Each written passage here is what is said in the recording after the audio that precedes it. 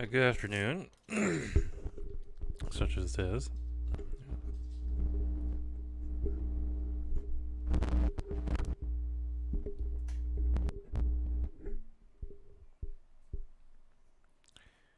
Nice buzzing in the microphone there. Well, Thomas Townley here, about to record episode number 25 of Multiverse tonight. Check my notes here. Yep, 25. And I'm doing things differently today. I'm broadcasting on more than just Twitch. Just see how things are going. I've got Periscope and YouTube Stream now. So I'm trying to see, how things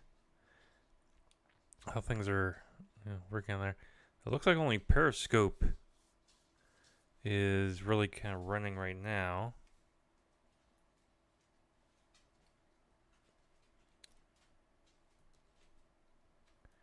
Okay, interesting.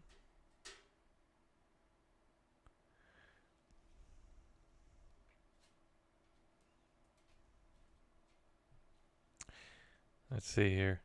This is going to be kind of annoying for most people. It's really kind of running right now.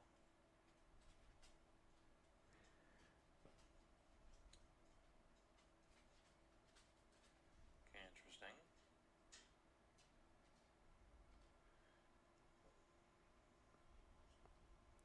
Should I say something to myself? Let's see here. This is going to be kind of annoying for most people. It's really kind of running right now.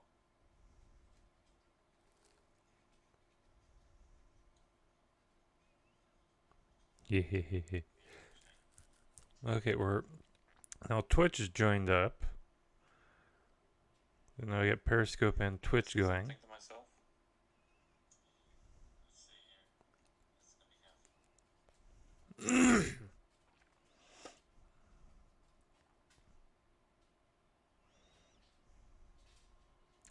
This is kind of what's called being bored before you start the show. Gotta get my notes up for the show today. A lot about a lot of Avengers Endgame, a lot of Star Wars.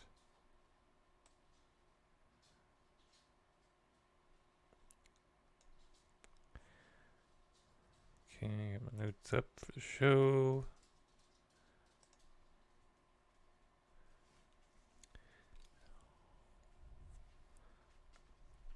Got the editor up.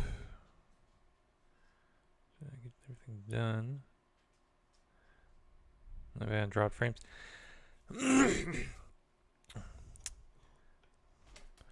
Oh, in personal news, I've half cut the cord this week.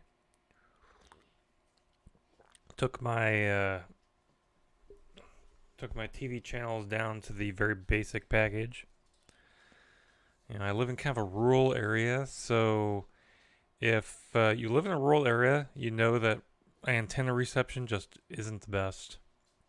It's kind of too shoddy. So in order to get the locals, and I still want the locals, I just decided to go to the basic package. It's $25 cable package. Excuse myself there. I just ate.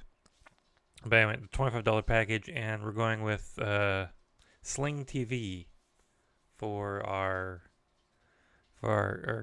cable needs, our cable channel needs. So we're working it out. We're going to see how everything goes. That's what I just ate. And it's raining outside, so I just went through the freezer and got some chicken nuggets and some fries and cooked those up in the air fryer and had those for lunch.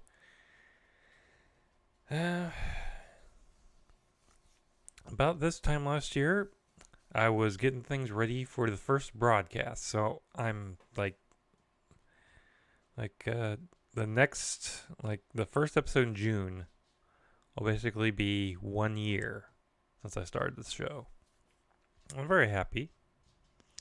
You know, it's been a learning experience. I've learned to keep my expectations low because if you put your expectations too high, then well, you know, you're putting too much. Um, Now, if you'd like to raise my expectations, you can always see that Ko-fi.com link right there. Type that into your browser. Go there. Give me $1. I also have a Patreon as well. Multiverse tonight. But I don't expect anything. Right now I'm just kind of looking forward to the next Comic Con. Got Smallville Comic Con next month as well, and I plan on having a few giveaways for donations. I'm gonna give probably at least 50% of the donations I get to the Comic Book Legal Defense Fund, and the other half will go towards improving this podcast. But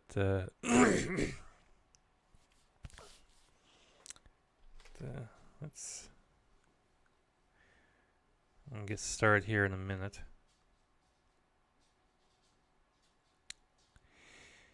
So here's a question. All right, I'm not going to talk about the Avengers Endgame because it would be nice. I want everyone to have seen it, even though 2 weeks in a row was the top movie, so I'm sure everyone has seen it. Would like to ask if you've seen the last episode, Discovery. Yeah. Chime in on my Twitter or something.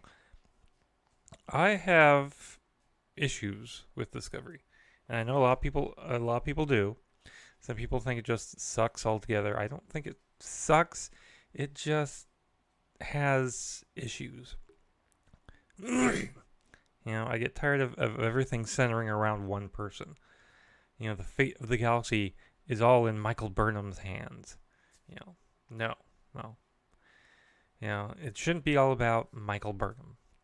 So I hope in season 3 they explore, something else. Have Michael Burnham go off somewhere else for half the season and just explore the crew of Discovery as they enter this new time period. Do something fantastic. Sorry about wiping my nose there. Probably should have eaten before I started broadcasting, but I was kind of hungry. Didn't get up till about 10 o'clock today, so gotta go to work tonight. Anyway, let's get started here. Let me bring up my notes.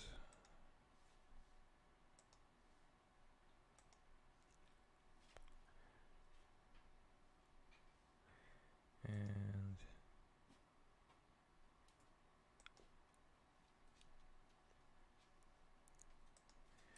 all right.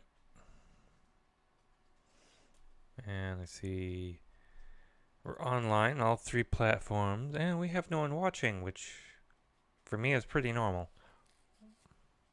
What can I say? I like talking to myself. If I didn't like talking to myself, I shouldn't be a podcaster, right? So we are going to start the record button. Hello, everyone. Thomas Townley here, Multiverse tonight. We'll have a pre-show here for just a minute here for those of you. I would like eventually, if I had subscribers on Patreon or Coffee, to give them like the raw feed of the show. Hell, if I had a co-host I would do that. But I don't have a co-host, just me. Anyway, we're set to start here in a minute. I'm hoping that some of this, chicken throat gets out of my system before I start, or else I'm going to be a lot. Probably in between stories. The nice thing about a podcast is you can edit it out. So, there. Anyway.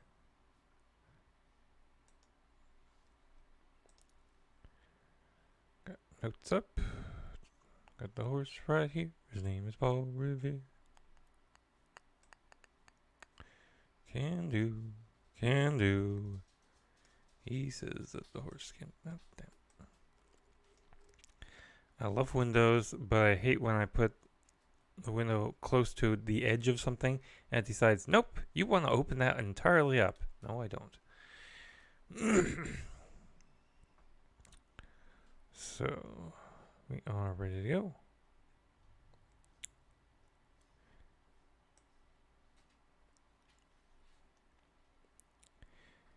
In 5, 4, 3, 2. Tonight, Avengers Endgame breaks records like the Hulk breaks pants, California recognizes Star Wars Day, and we say goodbye to everyone's favorite Wookiee actor on this edition of Multiverse Tonight.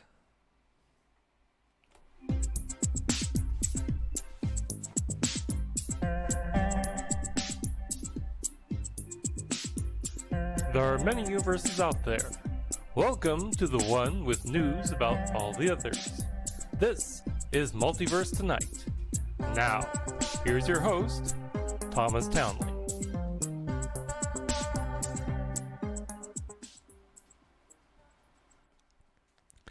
Hello, everyone, and welcome to the show. I'm your host, Thomas Townley. I hope you've seen Endgame. It was 3 hours well spent. Now that you've seen Avengers Endgame, what's next? Spider-Man Far From Home? Yeah. Star Wars? More streaming services than you have hours in the day? We have, lots of choices to work with now. So, I hope you find something that you like. By the way, we are only just a couple episodes from our first anniversary, our 1 year anniversary. So I hope on having, a few surprises coming up. Right now, we're headed towards Smallville Comic-Con. And, there I hope on having, interviews. I'm going to try to broadcast live, or live to tape at least. So be sure to look forward to that.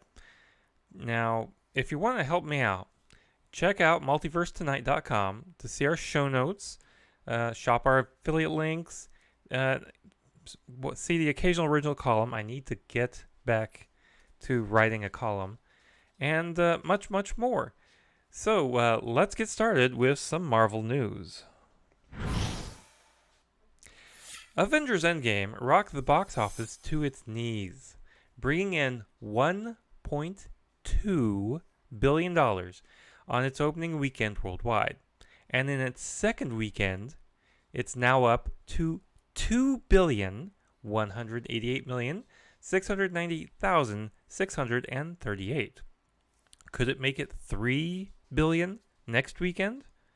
It now holds the records for worldwide opening, foreign opening weekend, opening day gross, single day gross, and single day Friday, Saturday, and Sunday gross, April opening weekend, spring opening weekend, top 3 day and top 4 gross, and many, many more. Now, its competitions from the previous weeks, The Curse of La Llorona and Shazam, saw drops in that first week of over 60%, while the new Pet Sematary remake saw a drop of 72%. Needless to say, Avengers walked away with all the money, and will probably keep making money for some time until that next big summer blockbuster comes along, whichever one that is. Spider-Man. By the way, have you noticed that not many spoilers have been bandied about? Here's a cautionary tale, right out of Hong Kong, to make you think twice of opening your big mouth outside a theater. Asia 1 reports that a man was assaulted outside a Hong Kong theater for loudly exposing major Endgame spoilers to those in line for the movie. If that doesn't keep you quiet, then maybe this will. Directors Joe and Anthony Russo penned a letter to fans saying, quote, "Because so many of you have invested your time, your hearts, and your souls in these stories, we're once again asking for your help," the letter read. "When you see Endgame in the coming weeks, don't spoil it for others. The same way you wouldn't want it spoiled for you. Remember, Thanos still demands your silence." Quote, so, shh. And for those theater workers who out there who kept those theaters clean, popcorn pop, and lines moving, Mark Ruffalo has a message for you. Quote, "Thank you to everyone that went to see Endgame this weekend, reminding us how great it is to watch movies with others," Ruffalo said. "And a special thank you to the people working at theaters this weekend. Love you 3000, unquote. By the way, according to the Hollywood Reporter, the big winner financially in all this is Robert Downey Jr., who will walk away with a cool $75 million payout from the back end profits on Endgame. It's good to beat Iron Man. Well, with one movie done, another must be made.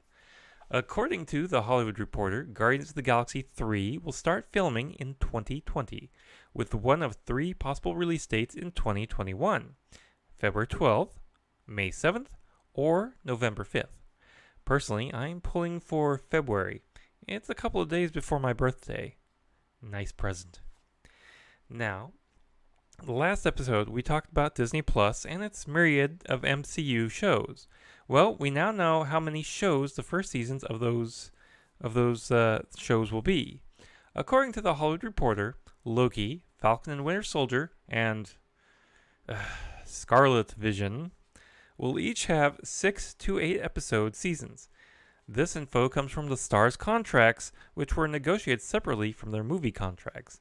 Just a reminder, Disney Plus will launch on November 12th. Meanwhile, over at Sony Pictures, the studio assigned Phil Lord and Chris Miller to a 5-year deal worth 9 figures to start after their current Fox contract expires. The new deal will see the Spider-Verse makers create and develop comedy and drama projects of their own creation for broadcast, cable, and streaming platforms, as well as oversee other writers' projects. They will also be making TV projects based on the Sony MCU characters, including Spider-Man, Venom, Morbius, Black Cat, and Silver Sable. Lord and Miller said in a statement, quote, "We are so grateful to everyone at Sony Pictures Television for choosing to partner with us and expanding our enduring relationship with the studio.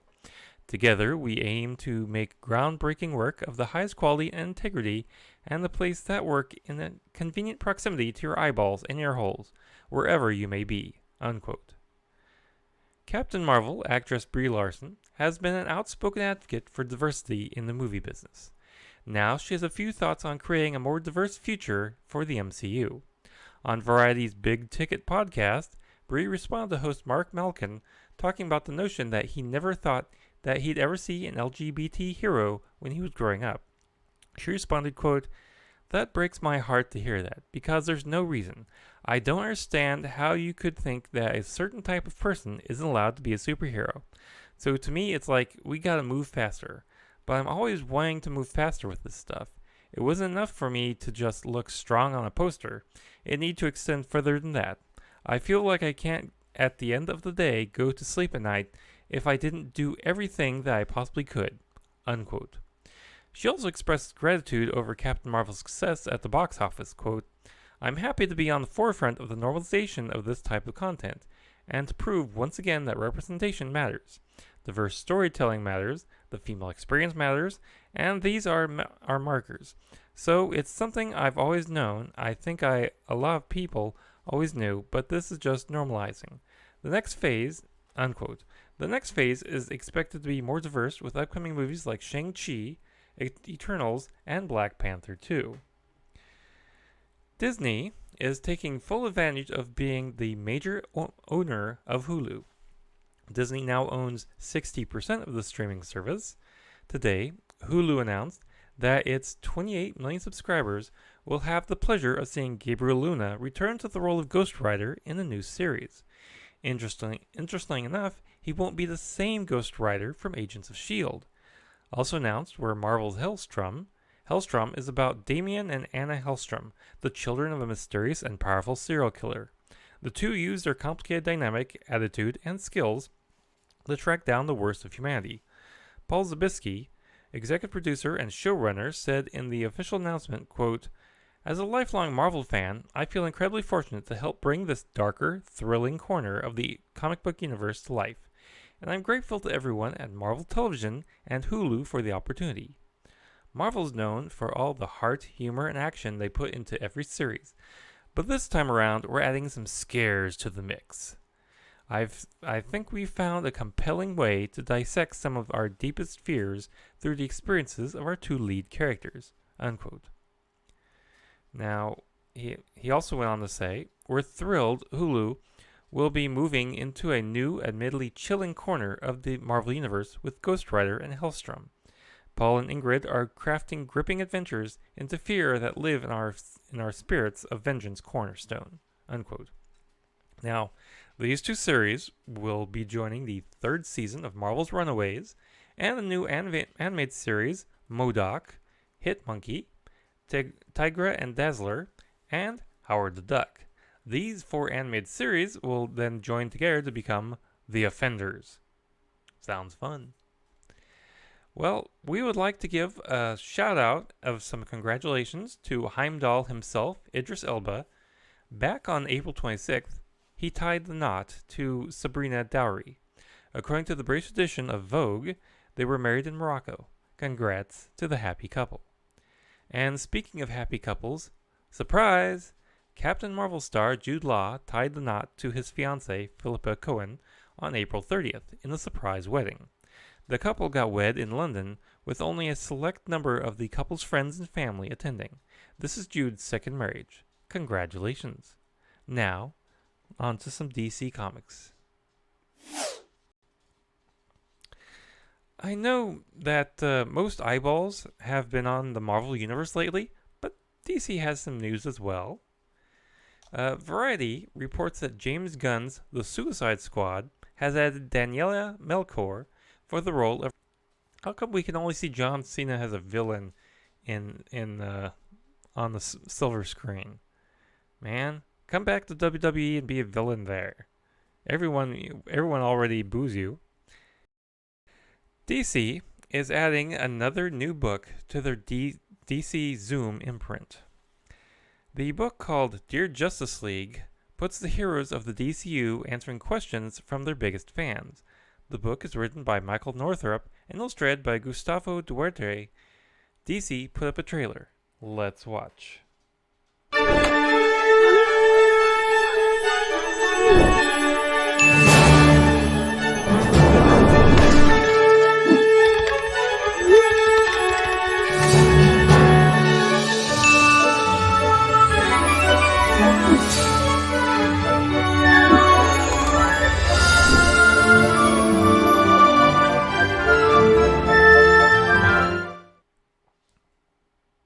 Okay, interesting, isn't it? The description for the book is this, quote, "The greatest heroes in the DC universe, the Justice League, answer mail from their biggest fans, kids!" Courtesy of Michael Northrup, New York Times best-selling author of Tomb Quest, and artist Gustavo Duarte. Does Superman ever make mistakes? What was Wonder Woman's 11th birthday like? Does Aquaman smell like fish? In this new middle-grade graphic novel, iconic heroes are asked questions both big and small, and when they are not busy saving the world, the Justice League even finds time to respond. Their honest and humorous answers will surprise and delight readers of any age. As it turns out, being a superhero is not too different from being a kid. Full of feats, follies, and colorful illustrations, Dear Justice League gives readers the inside scoop into everyday heroics, no matter who wears the cape. Unquote.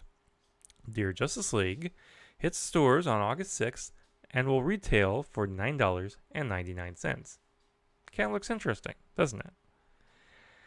DC Comics has announced Batman Superman, a new series to be written by Joshua Williamson and featuring art from debut artist David Marquez. The series is a follow-up to the Batman Who Laughs miniseries and focuses on the version of Batman from the dark multiverse that was corrupted by the Joker toxin and became a villain. Now he has a plan. Williams told The Hollywood Reporter, quote, "We discovered through the Batman Who Laughs series that the Batman Who Laughs has been working on this massive plan since Dark Knight's Metal. What it is he has sleeper agents throughout the DC universe. They've been infected, and they're slowly turning into the worst versions of themselves. Some of them know they're changing, some don't. Some aren't aware. It's kind of like a Jekyll and Hyde situation, where they're not aware of what the other side is doing. This is happening to 6 people. We've been calling them the new Secret Six, who have been turned. But who could be turned? Who are they? Batman and Superman have to go out and figure it out. But that means spying on other heroes, friends, and allies. We talked about the end of The Thing, where it's the 2 of them, and they're like, it could be you, it could be me, but we now have to work together." He went on, unquote. He went on to tell the Hollywood Reporter that unraveling the mystery is the core of the book, but the mystery will also spread out to other books. Sounds like Batman and Superman are trying to find the secret Cylons, doesn't it? Arrow's star, Stephen Amell, has faced down many a bad guy on Arrow, but the real Amell hates one thing at home: leaf blowers. Stephen took to Twitter to voice his frustrations, quote, "A person in my neighborhood has been blasting a leaf blower on a property that's under construction for the past 40 minutes. I'm home for the first time in months, and I'm wandering around in my undies." Yeah, keep that in your heads, ladies. "Hope your lot is clean, for no bleep reason. I can't even begin to explain how much I hate leaf blowers. I hate leaf blowers just a little less than I love my daughter," unquote. However, Elon Musk might have a solution to his dilemma. Elon recently revealed on Twitter that, quote, Tesla is going to develop a quiet electric leaf blower, unquote. Stephen tweeted back, quote, "I humbly offer you my firstborn son," unquote. I don't know if that's an even trade. I'm pretty sure Elon can build a son, probably using the leaf blower. Now, let's go to some Star Wars news.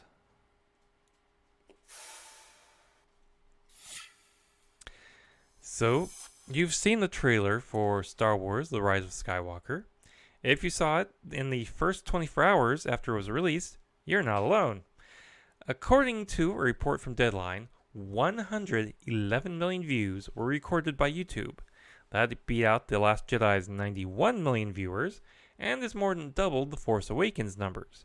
That's pretty impressive, but still falls short of the numbers for the trailers for Avengers: Infinity War and Endgame, which both had more than 238 and 289 million viewers, respectively. Still, those numbers are YouTube only, so your mileage may vary. Disney fans, watch now! With Disney Plus coming soon, there's now an expiration date on any Disney content that's still on Netflix. Cars 3 leaves on July 31st. Coco expires on November 29th. The Incredibles 2 leaves on July 30th. Star Wars movies: The Last Jedi leaves on December 26th. Solo: A Star Wars Story on July 9th. Marvel movies: Guardians of the Galaxy Volume 2 will leave on May 5th. Thor Ragnarok on December 6th. Black Panther on March 4th. Avengers: Infinity War on June 25th. And Ant-Man and the Wasp leaves on July 29th. Of course, you could always just buy the movies and support them directly. You know? And while you watch those movies, why not play a blast from the past? Discord has some oldies for you. The company has announced 11 games from the Lucasfilm and Disney archives that will be heading to its Nitro Games subscription service. Revealed so far are Star Wars: Knights of the Old Republic, Knights of the Old Republic 2: The Sith Lords, Star Wars Jedi Knight Jedi Academy, Star Wars Republic Commando, The Secret of Monkey Island Special Edition, and Indiana Jones and the Fate of Atlantis. Now, Knights of the Old Republic 1 and 2 are available now. The Discord app is free, but the Nitro Game subscription will cost you $10 a month. May the 4th has long been known as Star Wars Day for years now. And now the California State Assembly has introduced a resolution declaring May 4th, 2019 officially as Star Wars Day. The Assembly drafted the resolution in advance of Disneyland's new Star Wars Galaxy's Edge attraction. It reads in part, resolved by the Assembly of the State of California, the Senate thereof concurring that the legislature recognizes the Star Wars franchise upon the celebration of the opening of Star Wars Galaxy's Edge, the largest single-site expansion to date of Disneyland Park, and commends the Disneyland Resort and the Walt Disney Company for their decades-long record of enhancing the quality of life for people in California and beyond. And be it further resolved that the legislature declares May 4th, 2019 as Star Wars Day. Unquote. Star Wars was created by Modesto native George Lucas. The first film of the franchise was released in 1977. The Assembly Rules Committee passed ACR 72 Monday by a vote of 10-0. And speaking of Galaxy's Edge, Disney's Hollywood Studios put out an open casting call for people to play Gatherers in Savvy's workshop inside the land's Black Spire outpost.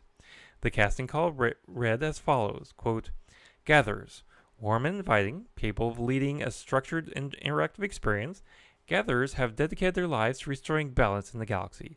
Adept at engaging authentically with visitors, though slightly quirky and mysterious, the Gatherer is always personable and humorous, good comedic and improvisational skill instincts, all abilities, genders, and types welcome. Your job will be to guide guests in building their own unique lightsabers. You'll also amaze them with your deep knowledge of the Force and train them to be Jedis. Auditions are being held on Tuesday, May 21st at 4 p.m. at Animal Kingdom rehearsal facility with callbacks, which will be held May 28th and 29th in Orlando. Actors should prepare for their audition with the provided script, which I'll have a link to in our show notes. We close Star Wars news on a sad note. Peter Mayhew, with Deep Love and Sadness, Peter Mayhew, the original Chewbacca, has passed away. The following was posted on his Facebook. Quote, the family of Peter Mayhew, with deep love and sadness, regrets to share the news that Peter has passed away.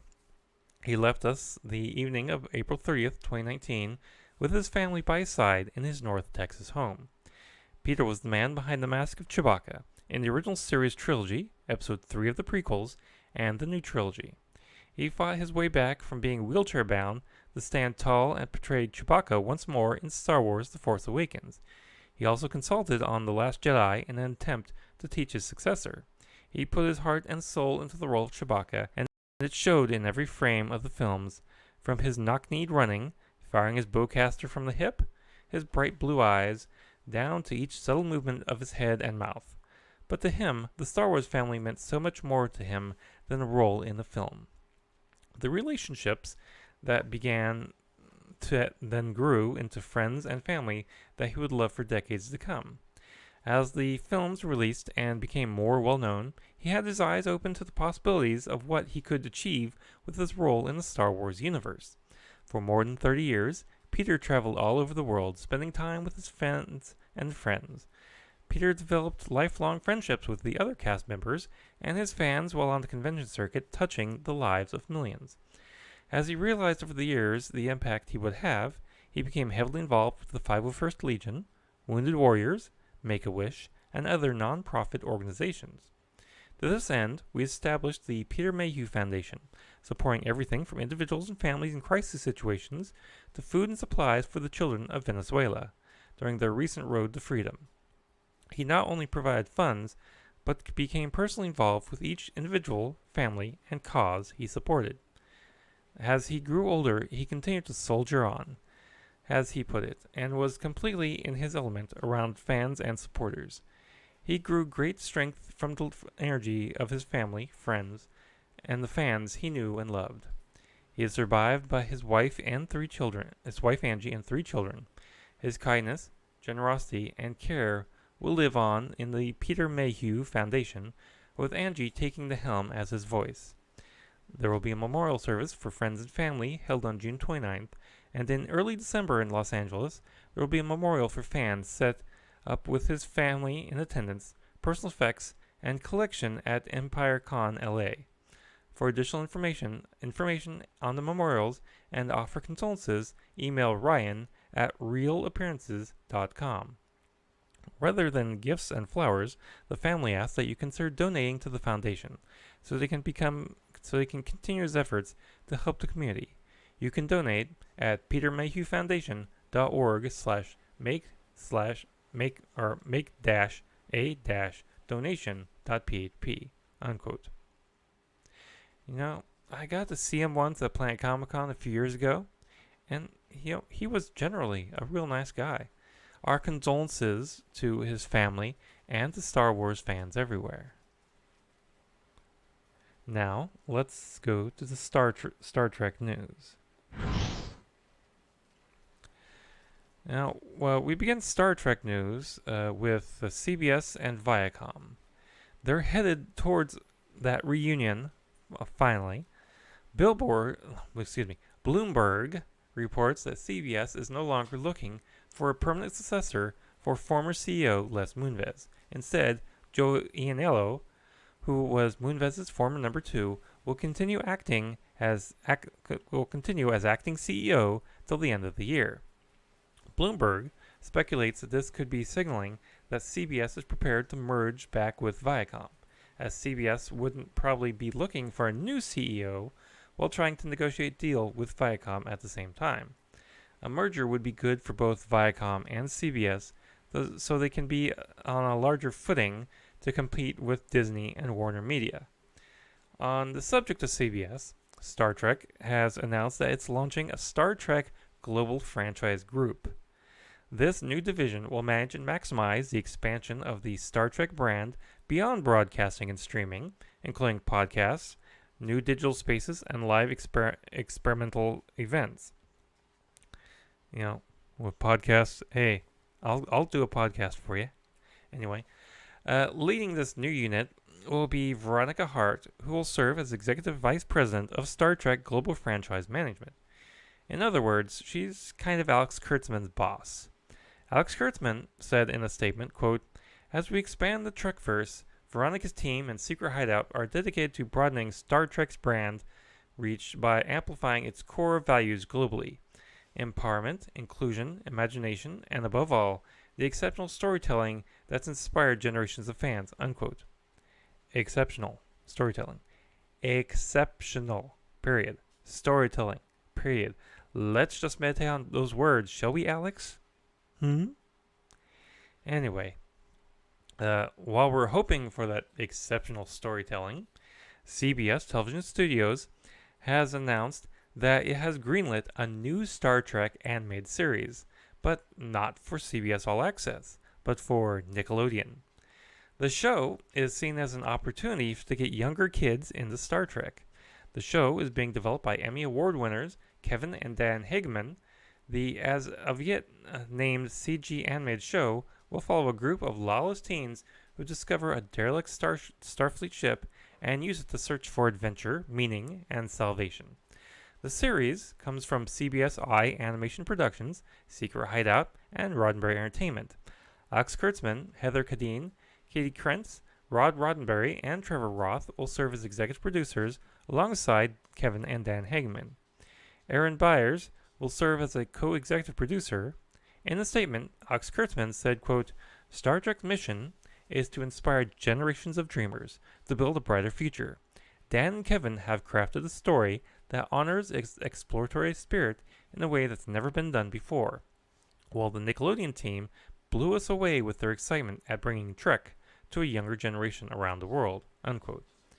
Now, this show joins the adult animated comedy called Lower Decks that will air on All Access.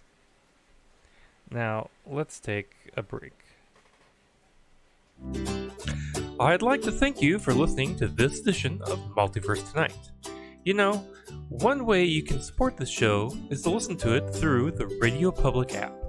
Every episode of Multiverse Tonight that is heard through the Radio Public app for iPhone or Android means that you can get this podcast, and we get a couple of cents in our can. Find the Radio Public app in Google and iTunes app stores and give it a try today. Now, let's continue on with the show, and we'll talk briefly about Star Trek Online. Star Trek Online is bringing Jason Isaacs as non-mirror Captain Gabriel Lorca and Rika Sharma as Commander Ellen Landry back to life. Perfect World and Cryptic Studios has announced Star Trek Online at a major update called Rise of Discovery. This will hit servers on May 14th. Players will get to fight alongside the USS Buran and get a good look at Landry and Lorca before they're joined by the crew of the Discovery. Before they join the crew of the Discovery. Wow, I can't do this spot very well, can I? Let's try it again. Star Trek Online is bringing back Jason Isaacs as non-mirror Captain Gabriel Lorca and Rika Sharma as Commander Ellen Landry back to life.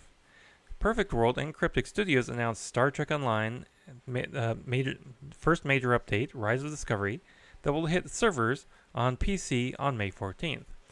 Players will get to fight alongside the USS Buran and get to interact with Lorca and Landry before they join the crew of the USS Discovery. The new update will also introduce a brand new reputation and a ship system update that will allow players to level up Tier 6 ships with their characters. Let's watch the trailer.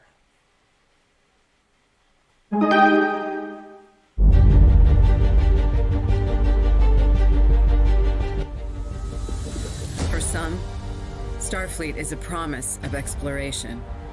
It's a journey shared by friends, by family.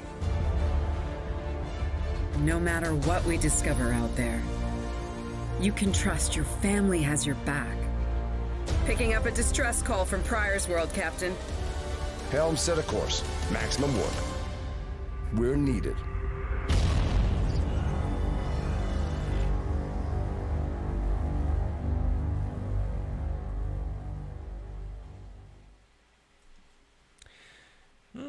Looks pretty good to me, you know. I need a new reputation the level up. You know, I've almost to level 6 on all the other reputations. So that gives me something to do in that game. You know, I love that game. I give a lot of money to that game. Anyway, Variety reports that Ethan Phillips is joining the cast of a new space comedy for HBO. Avenue 5 comes from Veep creator Armando Iannucci and is described as a space tourism comedy set 40 years in the future.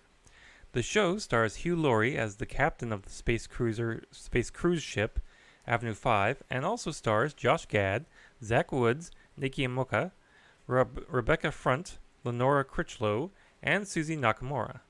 Ethan will play a character named Spike Martin, an elderly space enthusiast and former astronaut. Spike is described as, quote, a grizzled womanizer. He should have a higher status due to his achievements as an astronaut, but not many people know who he is. He often boasts of being the first Canadian to land on Mars, which isn't strictly true, unquote. Well, good to see Ethan Phillips working again. So, you finished Season 2 of Discovery and thought, what to do now? Play Star Trek Online, of course. But IDW also has an answer. A Season 2.5 miniseries called Star Trek Discovery Aftermath. The 3-issue series comes from previous Discovery miniseries writers Kirsten Beyer and Mike Johnson, with art by Tony Chastain. According to Mike Johnson, quote, the new series shows how Pike, Spock, L'Rell, and the rest of the cast deal with the fallout from the mind-blowing events of Season 2. And we couldn't be happier that Tony Chastain is beaming back on board for the story, unquote. Editor Chaz Moratz added, quote, to be able to follow up the huge status quo shift present in that finale is a dream come true, especially with a team as talented as Kirsten, Mike, and Tony. In terms of fitting into the broader universe presented in Discovery, this new series is perhaps our most essential yet, and I can't wait for everybody to see what we've got in store for them." Unquote. You know, one thing you haven't heard about lately is Quentin Tarantino's Star Trek project. Now, the last thing we knew, it was assigned to screenwriter Markel Smith back in December of 2017, and since then, nothing. All quiet. However, Quentin was asked about it by SlashFilm.com, quote, "I don't feel like I have to ask even this, though I don't know if you'll want to answer, but are you going to make a Star Trek movie? Is there any truth to that?" Quentin, quote, "It's been a very big possibility. I haven't been dealing with those guys for a while because I've been making my movie. But we've talked about a script and a story. The script was being written, and when I emerge my head like Puxatawny Phil post Once Upon a Time in Hollywood, we'll pick up talking about it again," unquote. Now, Once Upon a Time, his new movie, will be released this summer, so I guess only time will tell. And lastly, Nichelle Nichols is on the final leg of her convention farewell tour. Her final appearance is set for May 2020, and Nichelle would like to tell her life story with a biographical documentary titled Breaking Barriers. With the help of Atomic Network, and an Indiegogo campaign has been launched to assist with financing the production. The campaign has a goal of $25,000. It's about halfway there with only a few days left in the campaign. If you'd like to donate as little as $5, just look up the campaign on Indiegogo or find the link in our show notes. The campaign ends on the 10th, so time is ticking. Nichelle Nichols is a lovely woman. I got to meet her once at the last Star Trek convention that was held in Wichita long time ago, and she was just awesome to me and my mother. So I hope all the best for her. Now, let's go on to some geek news.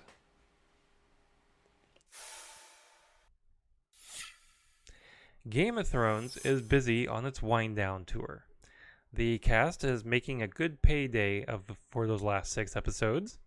According to IndieWire, Kit Harington, Emilia Clarke, Lena Headey, Peter Dinklage, and Nicole Coster-Waldau each received $500,000 per episode, while co-stars Sophie Turner, Maisie Williams, and Isaac Hempstead Wright each received $175,000 per episode. I would take half of those paychecks any day of the year. Just saying. Netflix has killed its zombie comedy, The Santa Clarita Diet. The 3rd season just dropped a couple of months ago. Now, this came as a bit of a shock, as it seemed to be one of Netflix's tentpole properties.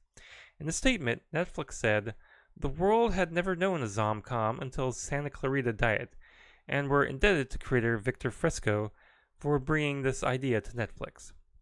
To their endless credit, the incredible Drew Barrymore and Timothy Olyphant were totally game, with an uncanny knack for comedy that brought Sheila and Joel Hammond to vibrant life, even though one of them was undead. We're grateful to Victor, Drew, and Timothy, along with fellow executive producers Tracy Katsky, Aaron Kaplan, Chris Miller, and Amber Truesdale, and the terrific cast, including Liv Hewson and Skylar Gisondo, and the crew for 3 hilarious seasons for Netflix members to discover for years to come. Stars Timothy Olyphant and Drew Barrymore responded in a statement to The Hollywood Reporter. Drew Barrymore said, quote, "Of all the characters I've ever done, Sheila Hammond is one of my favorites. She and Joel were an amazing couple who had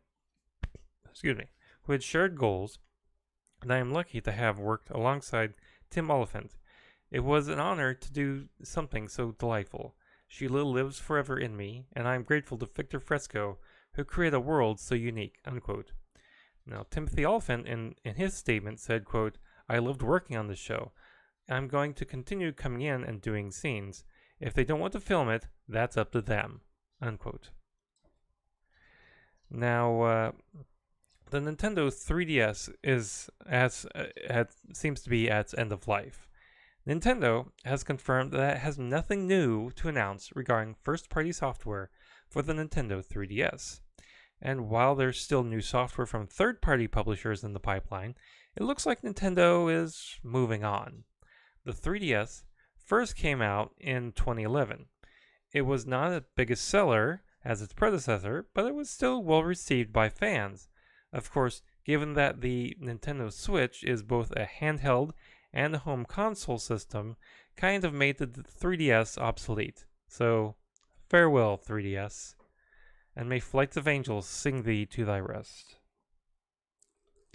The Critters are back. The film series, which debut was in 1986 and starred Dee Wallace and M. Emmett Walsh. Critters featured creatures from outer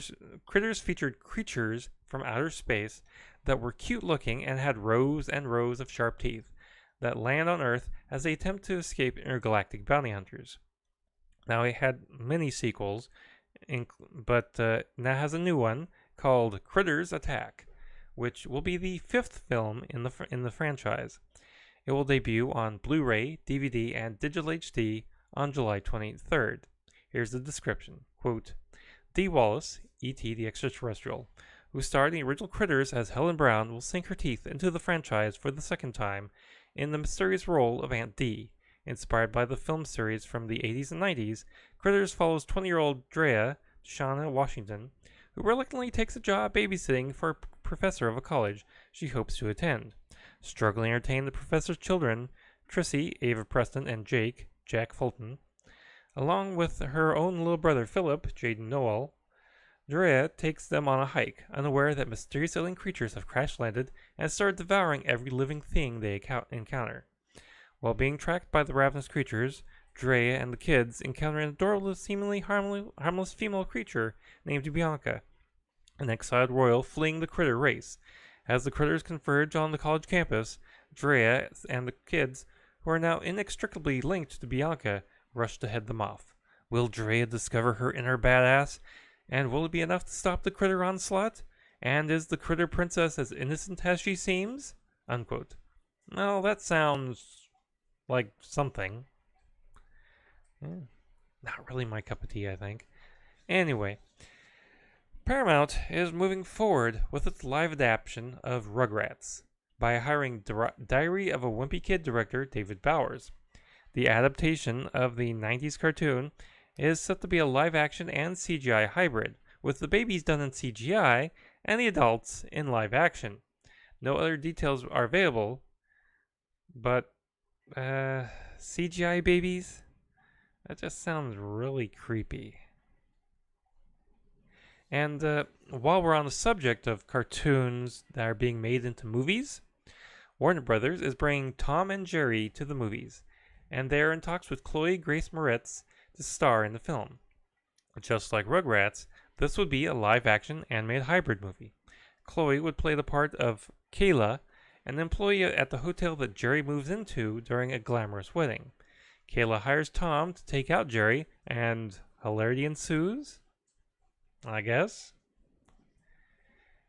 The 25th James Bond movie is, well, taking its sweet time. However, we have little news about the casting. No title yet, but we did get word via a promotional video that Rami Malek will play the villain of the picture. Also, we got a handful of plot details. According to producer Barbara Broccoli, quote, he's enjoying himself in Jamaica, unquote. Barbara then added that the production has built an extraordinary house for the famous agent and his license to kill. The description of the movie that followed that was, quote, Bond's peace is short-lived when his old friend Felix Leiter from the CIA turns up asking for help.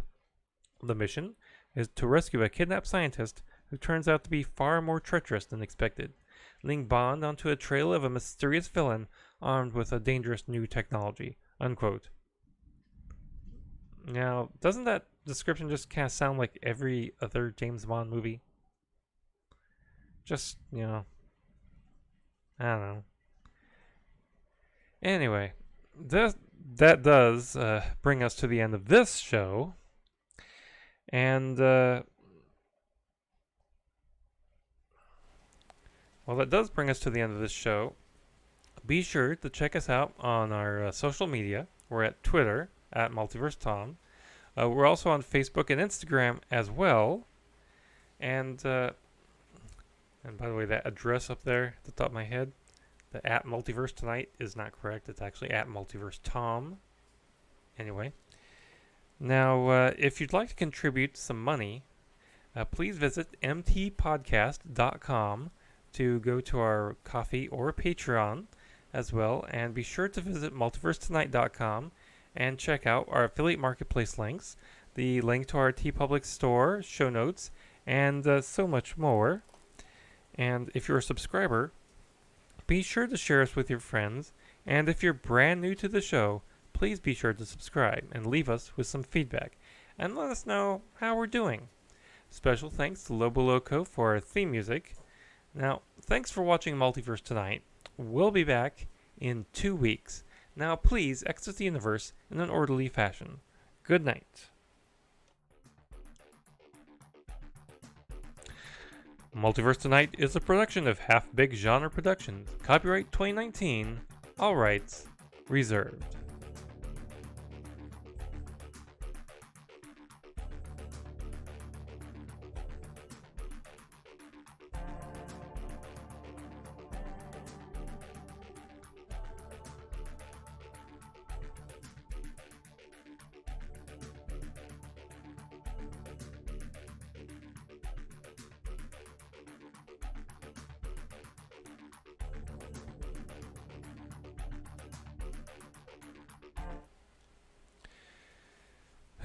So back here, yeah, this app Multiverse Tonight up here above my head, that's wrong. I actually have a new banner. I just forgot to put it into the video,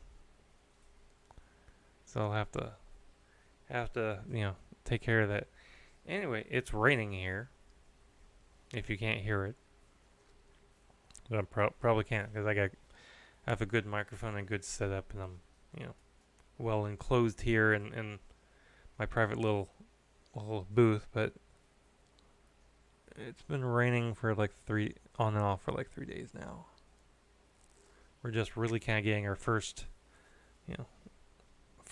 storm of spring, which is good because I have onions in the ground, and we've got tomatoes out there, and chili peppers out there growing, so we need the water. Anyway, thank you for watching this. I'd say good night to those who are watching live, but there's no one watching live at the moment. So, thank you for those of you who find this on YouTube, and have a good night.